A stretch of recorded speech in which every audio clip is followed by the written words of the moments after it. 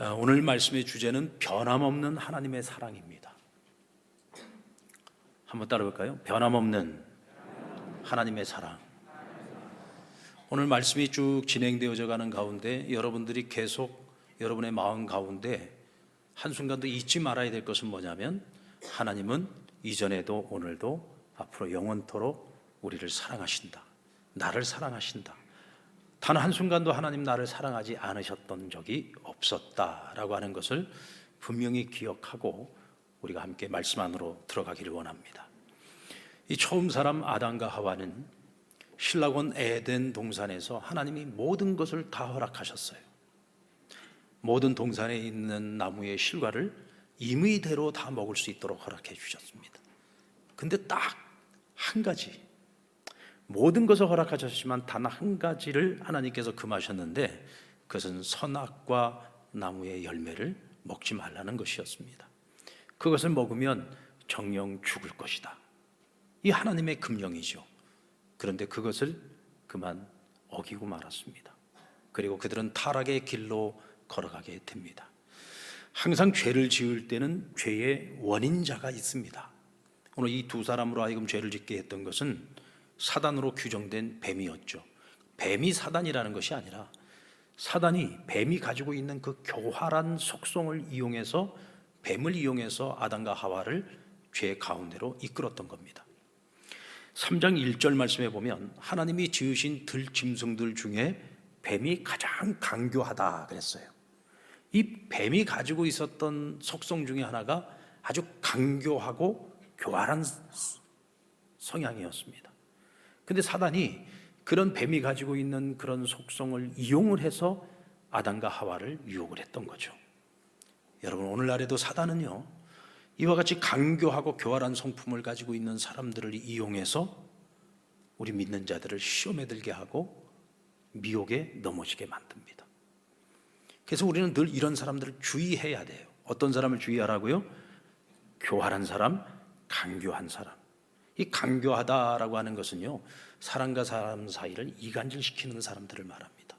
사람과 사람 사이를 이간질시키고 사람들이 서로를 의심하게 만들고, 이런 강교하고 교활한 성품.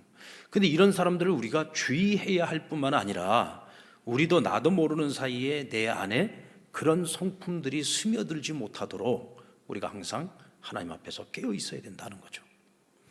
뱀은 하와를 유혹할 때 결코 강압적인 방법을 쓰지 않았습니다. 회유와 의심의 방법을 사용하는데요, 우리 3장 1절 말씀을 보시면은 하나님이 참으로 너희에게 동산 모든 나무의 실과를 먹지 말라 하시더냐. 이 뱀이 하와를 유혹했던 말이죠. 여러분, 하나님께서는 분명히 아담에게 말씀하시기를 이 동산에 있는 모든 실과를 내가 임의로 먹을 수 있다 그랬어요. 임의로 먹는다는 얘기는 무슨 얘기냐면, 네가 먹고 싶은 건 다 먹을 수 있어. 그에게 모든 선택권을 다 주신 겁니다. 금한 거는 딱 한 가지밖에 없죠. 선악과 열매입니다. 그런데 오늘 뱀이 유혹을 할 때는 뭐라고 했어요? 하나님께서 동산의 모든 실과를 먹지 말라고 하시더냐. 하나님이 다 먹으라고 한 것에 대해서 한 가지만 금했는데 모든 것을 다 먹지 말라고 하셨느냐라고 묻고 있습니다. 그러니까 하나님께서 하신 말씀과 비슷한 말씀인 것 같은데 아주 교묘하게 그 말씀을 굉장히 부정적으로 바꾸고 있죠. 하나님이 말씀하신 그 비중은 모든 것을 허락하시고 한 가지를 금한 건데, 뱀은 모든 것을 하나님이 금하신 것처럼 거짓으로 묻고 있는 거죠.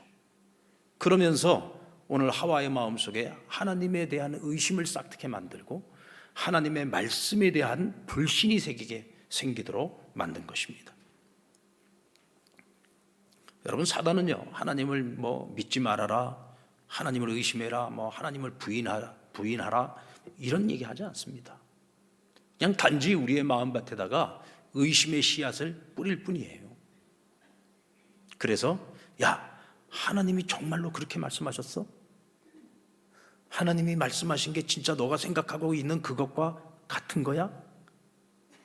그래서 여러분, 우리가 신앙생활하면서 우리가 알고 있는 신앙의 어떤 지식들에 대해서도 사단은 끊임없이 묻죠. 야, 너가 알고 있는 게 맞긴 맞는 거야? 하나님이 분명히 그렇게 말씀하셨어? 이렇게 계속 우리에게 의심을 할 수밖에 없는 씨앗을 자꾸 마음에 뿌려요. 그러다 보면 우리의 마음속에 하나님에 대한, 말씀에 대한 의심이 조금씩 싹트기 시작하는 겁니다. 의심을 불어넣은 사단의 유혹도 악하지만 문제는 그 유혹 앞에서 흔들리는 하와의 마음은 더 큰 문제라고 할 수 있죠. 하나님의 말씀을 자기 마음대로 어느 순간부터 넣고 빼기를 서슴없이 저지르는 하와의 모습을 볼 수 있습니다. 3절 말씀을 같이 한번 볼까요? 동산 중앙에 있는 나무의 열매는 하나님 말씀에 너희는 먹지도 말고 만지지도 말라. 너희가 죽을까 하노라 하였노라. 이 누가 누구에게 한 말이에요?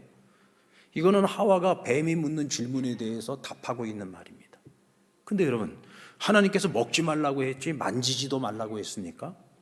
만지지도 말라는 말은 하와가 자기가 그냥 덧붙인 말이죠. 정령 죽으리라 말씀하셨는데 죽을까 하노라 라는 말로 바꾸고 있습니다. 여러분, 정령 죽는 것과 죽을까 하노라는 완전히 다른 말입니다. 정령 죽는다는 것은 반드시 죽는 것이지만 죽을까 하노라 하는 이 말은 죽을 수도 있고 안 죽을 수도 있다는 뜻이죠. 이게 전혀 다른 얘기를 하고 있는 거예요. 비슷한 것 같은데 전혀 다른 얘기를 하고 있는 것이죠. 이와 같이 말씀을 가감하고 마음이 흔들리는 모습을 사단이 봤어요. 그리고는 하나님과 하와의 마음 사이에 틈이 열리고 있는 것을 보았습니다. 그 틈을 여러분 사단이 놓칠 리가 없죠. 그 틈을 타고 하와가 다시는 하나님께로 더 나아가지 못하도록 공략을 하는데 목줄을 확 쥐어버립니다. 자, 4절 말씀을 봅시다. 4절을 보면 뱀이 여자에게 이르되 너희가 결코 죽지 아니하리라.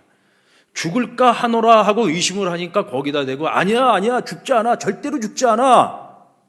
아주 강력하게 말하고 있죠. 거짓인데 강력하게 말합니다. 여러분, 너무 강력하게 말하니까요, 그러지 않아도 빨간색이면 빨간색, 흰색이면 흰색 분명히 해야 되는데 회색 지대에 있었어요. 정령 죽는다고 하는데 죽을까 하노라라는 생각을 가지고 있는 이 회색 지대가 보여졌을 때 그 틈을 보고 사단이 말합니다. 아니야 절대로 죽지 않아. 결코 너희는 죽지 않아. 그리고 여기서 한 걸음 더 나아가죠. 5절 말씀에 보면 너희가 그것을 먹는 날에는 너희 눈이 밝아져 하나님과 같이 되고 선악을 알 줄 하나님이 아심이니라. 너희가 이 선악과를 먹으면 하나님과 같아질 수 있어. 눈이 밝아져서 선악을 분별할 수 있어. 하와의 마음속에 하나님을 의심하는 마음을 갖게 만듭니다. 이걸 먹으면 우리가 하나님과 같아질 수 있단 말이야. 하나님이 그게 불안해서 이걸 먹지 말라고 했단 말이야. 이런 의심이 싹트기 시작했어요. 여러분들, 이단의 특징을 보면은요, 그들은 처음부터 이단 교주를 하나님이라고 가르치지 않습니다. 처음에는요, 성경을 가르쳐 준다고 얘기합니다. 그런데 성경을 무료로 가르쳐 준다고 얘기합니다. 여러분들 교회에서 돈 받고 성경 가르쳐 줍니까? 교회에서 돈 받고 성경 가르쳐요? 교회에서도 다 성경 말씀을 교회에서 성도들에게 가르쳐 준다고 하는데 배우러 안 와서 못 가르쳐 주지. 그렇잖아요. 그런데 이 사람들은 뭐라고 얘기냐면 무료로 성경을 가르쳐 준다. 그래서 신천지가 처음에 우리 한국 사회에서 처음 붐을 막 일으켰을 때 뭘로 붐을 일으켰냐면 무료 성경 학교라고 하는 것으로 붐을 일으켰어요. 이게 여러분 사단의 수법이에요.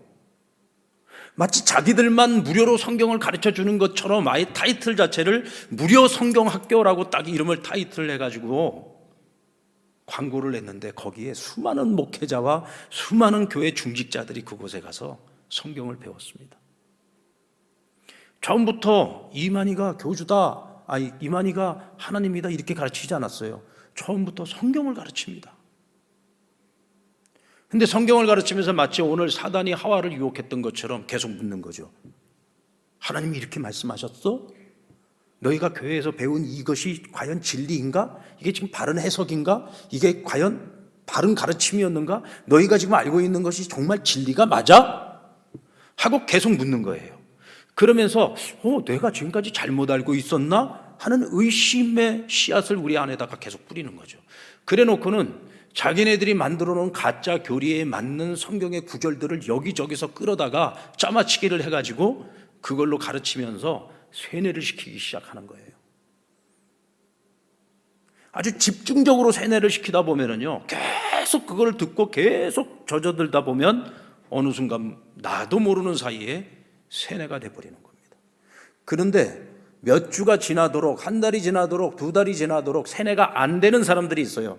이런 사람들은요, 있든지 말든지 나가든지 말든지 이 사람들은 신경 안 씁니다. 그럼 누구에게 모든 것을 집중하느냐? 세뇌 돼버린 사람들에게 집중을 해요.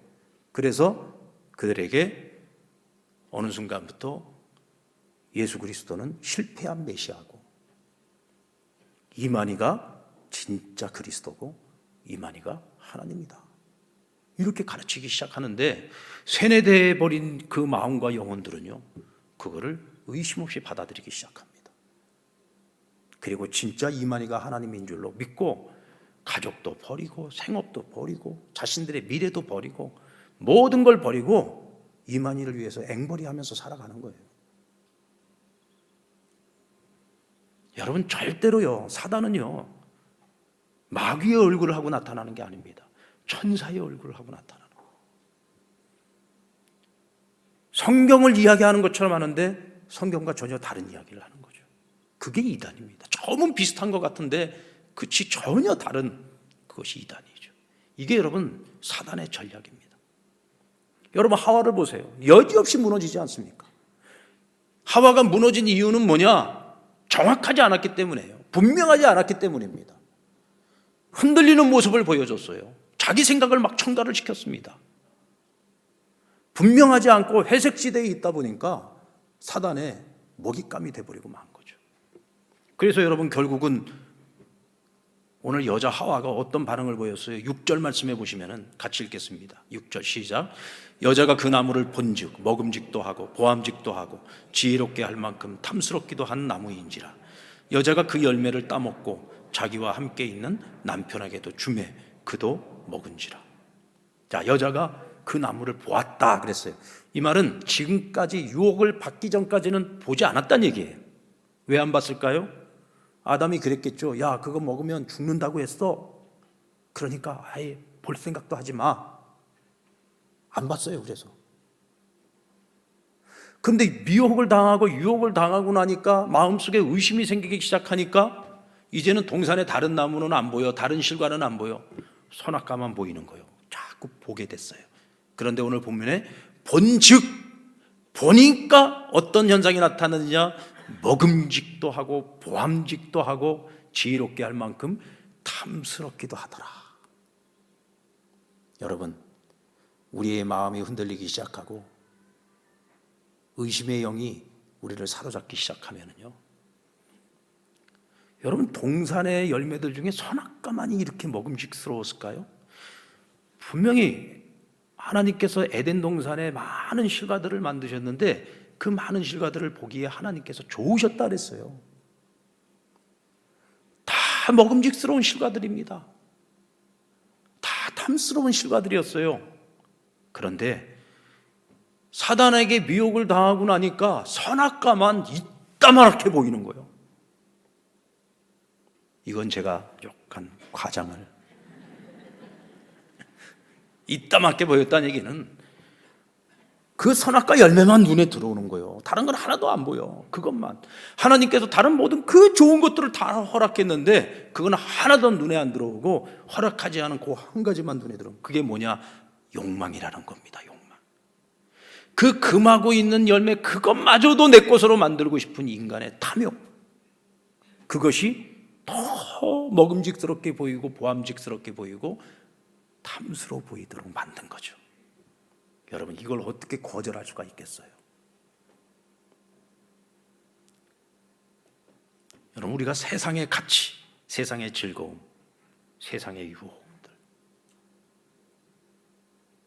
우리가 믿는 자로서 이런 것들을 따르지 않아야 된다는 걸 너무 잘 알고 세상의 풍습을 따르지 않는 것 잘 알고 있어요. 근데 어느 순간부터 내 마음속에 이런 것들이요, 세상의 것들이 너무 보암직스러운 거야. 너무 먹음직스러운 거야. 너무 탐스러운 거야. 도저히 거절할 수 없는 그런 것들로 내게 막 느껴지기 시작하고 여겨지기 시작하고 내 마음과 생각을 주장하기 시작해요. 이 얘기는 무슨 얘기냐면 우리가 이미 세상에 동화되어 버렸다는 얘기죠. 미혹의 영들에게 이미 우리가 동화되어 버린 겁니다. 우리의 마음과 영혼이 이미 세상의 것들에 중독되어 버린 거죠. 이때 우리가 깨닫죠. 내가 지금 세상에 중독되어 가고 있구나. 그런데요, 이미 중독되고 난 이후에는 그 자리에서 돌아서는 것이 쉽지 않습니다. 이미 젖어버린 그것으로부터 내가 떠나오는 것은 결코 쉬운 일이 아닙니다. 하와는 혼자만 열매를 먹지 않았죠. 그것을 따서 남편에게도 줍니다. 그런데 남편 아담이 그것을 받아 먹었다 그랬어요. 여러분, 여기에 아담의 책임이 있습니다. 근데 우리가 이 태초의 에덴 동산 이 신라권에서의 이 범죄 사건을 볼 때 좀 더 좀 구체적으로 잘 전후 좌우의 문맥을 잘 살펴볼 필요가 있어요. 여러분들, 선악과 열매를 먹지 말라고 하는 이 금단의 열매에 대한 하나님의 금령을 누가 받았죠? 하와가 받았습니까? 아담이 받았습니까? 이 명령을 받았을 때에는 하와는 이 세상에 존재하지도 않았어요. 아담에게 이 명령을 내린 겁니다. 그 이후에 하나님께서 아담이 독초하는 것을 보고 보기에 좋지 않아 그의 갈비뼈를 취하고 잠든 사이에 하와를 만드신 거예요. 그때까지는 이름도 없었어요. 그냥 여자라고 불려졌습니다. 그러니까 여자 하와는요, 하나님께 직접 받은 명령이 아니에요. 아담으로부터 전해 들은 명령인 겁니다. 만약 아담이 하와에게 정확하게 전달을 하고 정확하게 가르쳐주고 절대로 안 된다고 이야기를 했더라면 어쩌면 하와도 죽을까 하노라 이딴 소리 안 했을지도 모릅니다. 그러니까 먼저 들은 자는요, 정확하게 가르쳐줘야 되는 책임이 있는 거예요. 먼저 들은 자, 먼저 믿은 자가 형편없이 믿으면은요, 내가 전하고 가르치는 자에게도 형편없이 가르치니까 그 사람도 실수를 하게 되는 거고 그 사람도 넘어지게 되는 거예요. 그래서 여러분, 이 모든 에덴 동산에서의 죄에 대한 책임을 하나님이 누구에게 물었느냐? 아담에게 물은 겁니다. 하와에게 묻지 않았어요. 아담에게 물었습니다. 그래서 아담아 내가 어디 있냐? 너 왜 내가 먹지 말라고 한 선악과를 먹었냐? 하나님이 아담에게 책임을 물었습니다.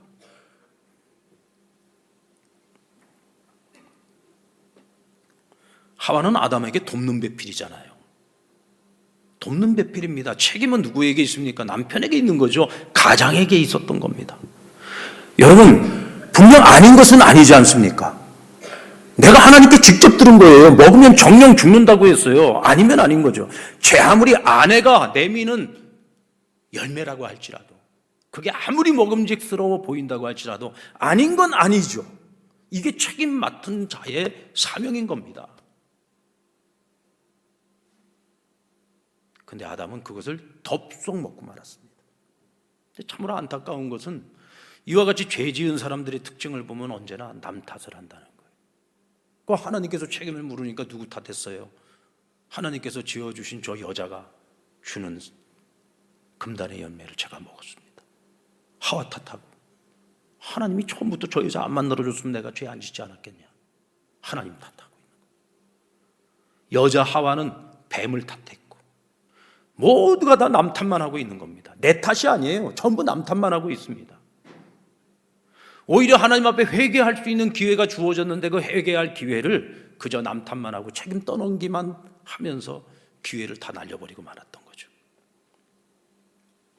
결국 죄의 결과는 사단이 그토록 강력하게 말했던 것과는 정반대되는 결과가 나왔죠. 여러분, 정말로 안 죽었습니까? 뱀은 뭐라고 그랬어요? 사단은 뭐라고 했습니까? 정령 죽지 않을 것이다. 근데 죽어요, 안 죽어요? 죄의 사건 사망이라. 결국 죄의 결과는 죽음입니다. 눈이 밝아졌습니다. 하나님과 같아졌습니까? 아니요. 수치와 부끄러움만 보게 됐습니다. 자신들이 그때까지는 벌거벗은 줄 모르고 있다가 눈이 밝아지면서 우리가 벌거벗었구나, 수치스럽고 부끄러워 무화과나무 잎을 따서 치마를 만들었다, 치마로 가렸다 그랬습니다. 결국은 여러분, 수치와 부끄러움만 드러나게 된 거죠. 우리는 절대로 사단의 거짓말에 속아 넘어가면 안 됩니다. 어떤 달콤한 말을 가지고서 우리를 미혹한다고 할지라도 그 거짓에 우리가 절대로 속아서는 안 되죠. 근데 우리가 왜 속느냐? 우리가 진리 위에 바로 서 있지 않기 때문에 그렇습니다. 우리가 신앙생활을 해도 분명한 신앙생활을 하지 못하고 어정쩡한 신앙생활을 하기 때문에 그래요.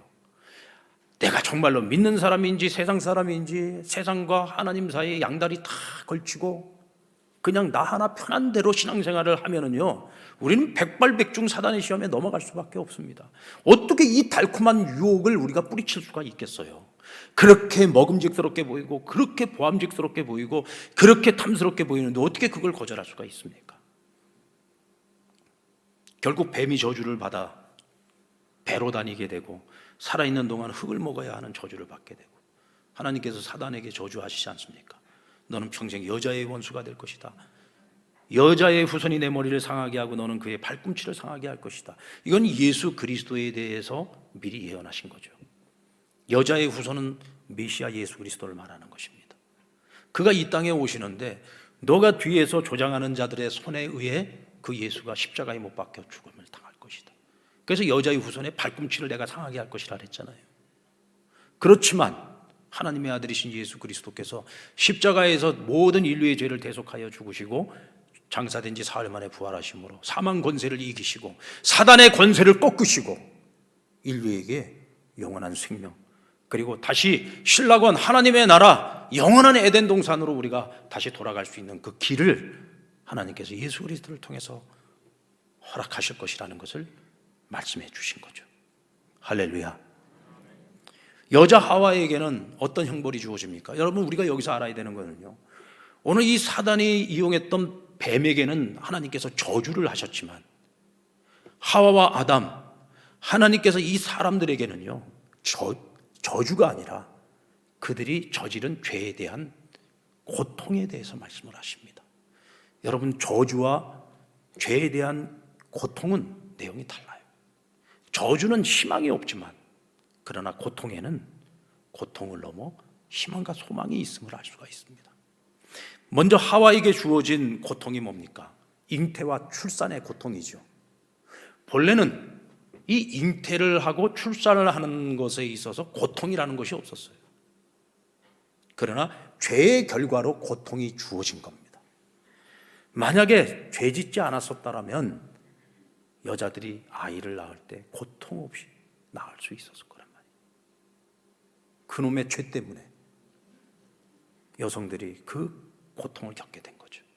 근데 남자와 여자가 함께 함으로써 아이를 잉태하게 되고 출산을 하게 되는데 왜 그것을 여자 하와에게 그 고통을 겪게 하셨을까? 그것은 그가 먼저 뱀에게 유혹을 당했고 결국은 아담에게도 그것을 건넸기 때문에 하나님 그 책임을 물으신 거죠. 또 너는 남편을 원하고 남편은 너를 다스린다. 아내가 남편을 원하고 바라는 거, 그건 너무나도 당연한 것이죠.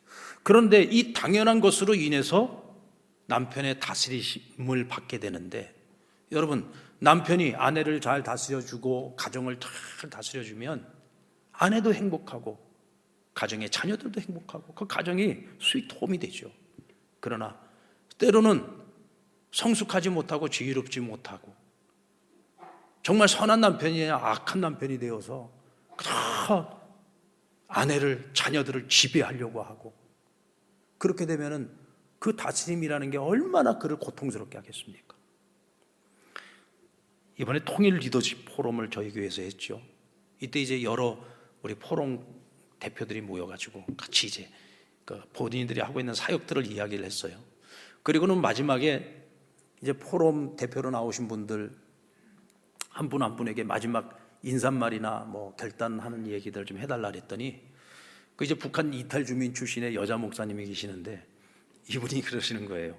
뭐 전 상관이 없는 얘기였는데 그 옆에 조선족 출신의 목사님이 계셨거든요. 그분을 보면서 지금 내 남편이 조선족 출신인데 이 조선족 출신의 남자들이 아주 고집불통에다가 아주 못됐고 그렇게 힘들게 한다는 거예요. 이 사람이 바뀌질 않는다는 거야. 막 그러면서 뭐 자기 남편 때문에 나는 못 살겠다고 막 이제 하소연을 하는 거예요. 그러니까 회중석에 앉아 있던 그 한 여성분이 그 이제 목사님 보고 그러는 여자 목사님 보고, 아유 목사님, 그 조선족 남편만 그런 게 아니에요. 세상의 모든 남편들이 다 그래. 세상 남편들이 다 그렇다는 거야. 세상 남편들이요 다 그러십니까? 다 그렇습니까? 뭐 사람마다 다르겠죠. 사람마다 다르겠죠. 그러나 여성에게 주어졌던 그 죄에 대한 그 결과가 고통인데, 어떤 고통이냐? 남편의 다스림을 받는 고통이다. 좋은 남편 만나기 위해서 기도해야 되고, 지금 현재의 남편들이 정말 믿음을 따라 하나님이 주신 사랑을 가지고 가정을 잘 다스릴 수 있도록 아내들은 늘 기도하셔야 됩니다. 아멘. 뭐 아니면은 뭐 당하고 살아야지. 어떻게 이게 죄의 결과인 걸. 남자가 받는 벌은 여자가 겪지 않는 고통이요 독특한 고통이죠. 여러분, 죄로 인해 첫 번째 받은 고통은 뭐냐? 땅이 저주를 받아요. 아니, 사람이 잘못을 저질렀는데 땅이 저주를 당해요. 지금 우리 이 세상에서 일어나고 있는 자연재앙들을 보십시오. 지진이 일어나고 가뭄과 홍수와 쓰나미가 와가지고 다 쓸어버리고, 지금 여러분 역사 이래 우리가 전에 경험해보지 못했던 그런 엄청난 재앙들을 겪고 있죠. 이게 전부 다 땅이 저주를 받아서 그런 겁니다. 근데 이 땅이 저주를 받은 이유가 뭐냐? 하나님의 형상을 따라 지음받은 인간이 하나님 앞에 범죄한 결과라는 거죠. 또 한 가지 고통은 노동의 고통입니다. 여러분들, 이 노동이라고 하는 것은 하나님이 인간에게 주신 축복이에요. 그래서 아담에게 에덴 동산을 잘 다스리라고 했잖아요. 이 다스리는 이 자체가 노동이죠. 근데 이 노동에는 즐거움이 있어요, 기쁨이 있어요. 그런데 인간이 범죄하고 난 이후에 이 노동은 남자에게 있어서는 저주가 돼버리고 말았다 말이지. 고통이 돼버리고 말았다. 남자들이 직장에서 일주일 내내 얼마나 고생을 합니까? 직장 상사에도 괴롭힘 당하고, 동료들에게도, 때로는 어린 사람에게도 당하고, 돈 좀 벌어보려고 열심히 일하는데도 항상 월급 받아보면 늘 쪼들리고. 그래도 여러분, 직장이라도 가지고 있으면 감사하죠. 요즘 젊은 세대들은 학교를 졸업하고도 취업도 잘 안 돼가지고 뭐 3폰이 4폰이 해서 포기해야 될 것이 점점 많아지는 그런 세대를 살고 있지 않습니까? 원래가 노동은 좋은 거예요. 여러분, 우리가 남자들이 일 없이 살아보세요. 뭐 중국의 어떤 부족은 가보면 여자들이 일을 하고 남자들은 하루 종일 놀아. 근데 여러분, 노는 것도 하루 이틀이지 매일 영원히 죽을 때까지 맨날 놀고 있다고 생각을 해보세요. 그 노는 것처럼 힘든 게 없죠. 일을 할 수 있다는 건 축복이에요. 그런데 일을 하는데 이게 즐거움으로 일을 해야지 되는데, 즐거움이 아니라 이게 수고이고 이것이 고통이고 이것이 괴로움이라고 한다면 그것처럼 힘든 일이 어디 있겠습니까? 자, 신라곤에서의 범죄 사건이 오늘 여기서 그냥 모든 것이 끝나버린다고 한다면 정말 허무하지 않습니까? 그러면 인류에게 아무런 희망도 소망도 없는 거죠. 미래가 없는 겁니다. 그냥 태어나서 죽을 때까지 고통만 받다가 그냥 죽는 겁니다. 그러네요. 이 연약한 인간, 죄 많은 인간, 원수된 인간, 하나님은 그들을 영원히 버리지 않으셨습니다. 그들이 저지른 죄에 대해서는 하나님 미워하셨지만, 그러나 사람을 미워하시진 않았어요. 하나님은 한순간도 그 사랑을 버리신 적이 없습니다. 오늘 그 사건이 오늘 본문에 나오는데 21절 말씀에 나오는 말씀이죠. 신라곤에서의 변함없는 하나님의 사랑의 시작이 이 가죽옷 사건을 통해서 보여집니다. 21절, 여호와 하나님이 아담과 그의 아내를 위하여 가죽옷을 지어 입히시니라. 여러분, 눈이 밝아지니까 수치와 부끄러움이 보여요. 무화과 나무 잎을 따가지고 엮어서 치마를 만들어 가리웠어요. 근데 하나님 보시기에 너무 안쓰러워. 이제 이 좋은 에덴 동산에서 사는 것이 아니라 에덴 동산에서 쫓겨나서 그들 에덴의 동쪽으로 가야 됩니다. 에덴의 동쪽은 어떤 곳입니까? 척박한 곳입니다. 이제 그들은 땅과 혈투를 벌이면서 살아야 됩니다. 고통 속에서 살아야 됩니다. 추위와 싸워야 되고요. 그런 그들이 나뭇잎으로 가리고 그곳에 나가는 모습을 생각하니 하나님 그들이 너무 불쌍한 거예요. 그래서 하나님이 가죽옷을 지어 그들을 입히셨다. 죽어 마땅한 죄인이었지만 그러나 하나님이 여전히 그들을 사랑하시고 긍휼히 여기셔서 가죽옷을 지어 입히신 겁니다. 그들을 향한 하나님의 사랑과 소망을 버리지 않으셨다는 얘기죠. 그래서 여러분, 여자에게 아담이 하와라는 이름을 그때 비로소 지어주게 됩니다. 그 전까지는 여자라고 불렸어요. 하와라는 이름이 없었습니다. 이 또한 여기에 하나님의 긍휼이 들어있는 거죠. 그 이 하와라는 이름은 뭐냐면 모든 산자의 어미가 되는 복을 받는 거예요. 모든 산자의 어머니. 어머니라고 오늘 분명히 성경에 밝히고 있어요. 모든 산자의 어머니. 여러분, 여자에게 어머니라는 이름이 주어지게 된 겁니다. 여자는 약하지만 어머니는 강합니다. 이 세상에 어머니들이 있어서 세상은 따뜻하고 소망이 있죠. 아무리 척박하고 고통스러운 땅이라고 할지라도 어머니라는 이름이 있는 한 그곳에는 소망의 꽃을 피울 수 있습니다. 여러분, 죄인이었던 하와이지만, 죄인이었던 여자였지만 하나님께서는 하와라는 이름을, 어머니라는 이름을 그에게 허락하셔서 이 세상에 대한 책임과 소망과 가치를 부여해 주셨습니다. 가죽옷을 입히신 사건은 단순히 재료가 바뀐 것만을 의미하는 것은 아닙니다. 여러분, 가죽옷을 지어 입히기 위해서는 그 어떤 동물의 희생이 있어야만 그 가죽을 가지고 옷을 지어 입히실 수 있었겠죠. 그래서 오늘 이 가죽옷 사건은 앞으로 인류의 죄와 사망과 허물을 가리우시고 다시금 영원한 에덴, 영원한 하나님의 나라로 갈 수 있는 그 길을 열어놓으실 우리를 위한 희생 제물로 오시는 예수 그리스도를 상징하고 있는 옷이 바로 이 가죽옷입니다.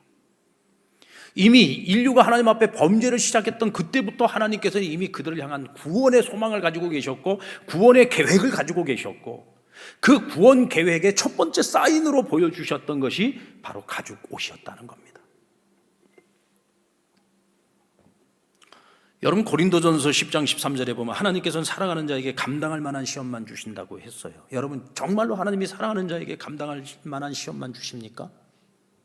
자, 하와에게 내렸던 이 고통, 아담에게 내려졌던 이 고통, 여러분, 죄의 결과라고 한다면요, 감당할 수 없는 고통이어야 되겠죠? 그런데 그들은 살아냅니다. 잉태와 해산의 고통이 있었지만 아이를 잘 낳아서 그 자녀들을 잘 양육하고 길러냅니다. 감당할 수 있도록 하나님 힘을 주시는 거예요. 버티고 견딜 수 있는 힘을 주신 겁니다. 노동의 고통이 따랐지만 어쨌든 버티고 견디면서 땅의 소산을 먹으면서 가족을 일구면서 그렇게 남자들은 그 책임을 감당해냅니다. 어떻게 감당했습니까? 하나님이 주시는 지혜와 힘과 능력으로 그것을 감당해낼 수 있었던 겁니다. 다시 말하면 하나님은 그들을 사랑하셨다는 거죠. 범죄한 인간들이었지만 그럼에도 불구하고 끝까지 사랑하시면서 그들이 감당할 수 있도록 해주신 겁니다. 여러분, 죄의 수요일부터 시작되어지는 우리 사순절, 40일 동안 이어지는 사순절입니다. 이 사순절 기간은 이 땅의 인류를 구원하시기 위해서 오신 예수 그리스도께서 행하셨던 그 모든 일들을 우리가 깊이 묵상하면서 우리를 향한 변함없는 하나님의 사랑에 감사하면서 우리가 이 땅에서 마땅히 감당해야 될 우리의 사명이 무엇인지를 생각하면서 하나님 앞에 순종하며 결단하면서 나아가는 기간입니다. 이 시간들 동안 저는 이 사순절의 이 첫 번째 말씀 가운데 오늘 이 가죽옷의 은혜를 우리가 이번 40일 동안 묵상했으면 좋겠습니다. 이 가죽옷 속에 담겨있는 하나님의 그 변함없는 사랑의 은혜, 그것을 우리가 기억하면서 여러분, 에덴의 동쪽으로 쫓겨났던 아담과 하와가 삶을 포기하지 않고 끝까지 그 삶을 살아내고 감당해낼 수 있었던 것, 하나님의 변함없는 사랑이었듯이 오늘 저와 여러분도 그 하나님의 사랑을 붙들고 아무리 힘들고 어려운 순간이 온다 할지라도 주를 의지하고 바라보면서 힘주시는 하나님, 변함없이 사랑해 주시는 그 하나님의 그 사랑에 의지해서 승리하며 살아갈 수 있는 저와 여러분 되기를 주님의 이름으로 축원합니다.